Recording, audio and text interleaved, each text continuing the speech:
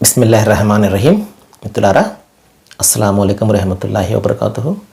సర్వలోక ప్రభువు సర్వేశ్వరుడు అల్లా మనందరిపై శాంతి శుభాలను కురిపించునుగాక.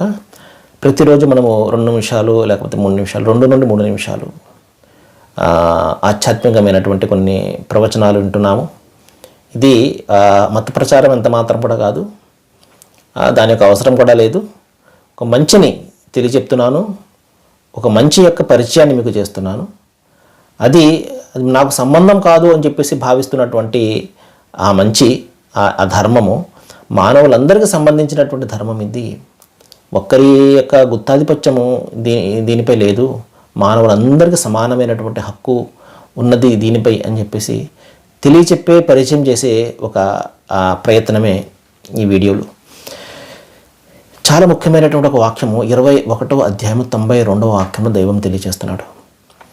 ఇన్న హాజిహి ఉమ్మతుకుం ఉమ్మతుం వాహిద్ అన రబ్బుకుం ఫఅబుదు. చాలా సింపుల్ అయినటువంటి వాక్యము, కానీ మొత్తం మానవత్వానికి పునాది అయినటువంటి ఒక వాక్యము. ఏం చెప్తున్నాడంటే, ఇన్న హాజిహి ఉమ్మతుకుం ఉమ్మతుం వాహిద్, మానవులారా మీ సంఘం ఏదైతే ఉందో అది ఆ కులము ఈ కులము, ఆ మతము ఈ మతము, అది ఇది పలానావారు కాదు. మీరందరిది ఒకటే సంఘము. ఇన్న హాజిహి ఉమ్మతుకు ఉమ్మతు వాహిద్, ఒకటే సంఘము, ఒకటే ఉమ్మత్. అదేమిటి? మానవ సంఘము, మానవత్వపు సంఘము. ఇదే మనలో మన బంధం ఏంటి? మానవత్వము. మనమందరం మనుషులము. కులము మతము తర్వాత సంగతి. అంతరంగానే అంతమందిమే మనుషులమే, శ్రీశ్రీ మాట.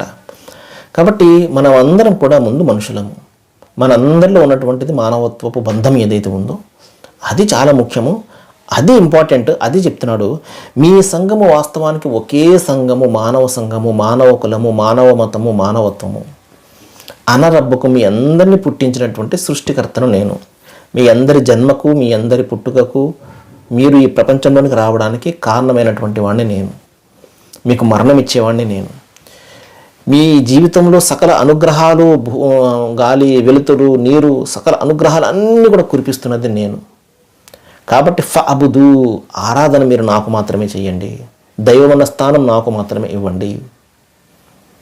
దేవుడు అన్న ఏదైతే ఆ స్థానం ఏదైతే ఉందో అది నాకు మాత్రమే చెల్లాలి, నాకు మాత్రమే దక్కాలి. ఇది దైవం కోరుతున్నది. ఏ విధంగా అయితే ఒక తండ్రి తన బిడ్డ తండ్రి అన్న స్థానాన్ని నాకు మాత్రమే ఇవ్వాలి అన్న కోరిక ఏదైతే ఉందో, ఎంత సహజసిద్ధమైనటువంటి కోరికో, ఆలోచనో లేకపోతే ఆశో, అదే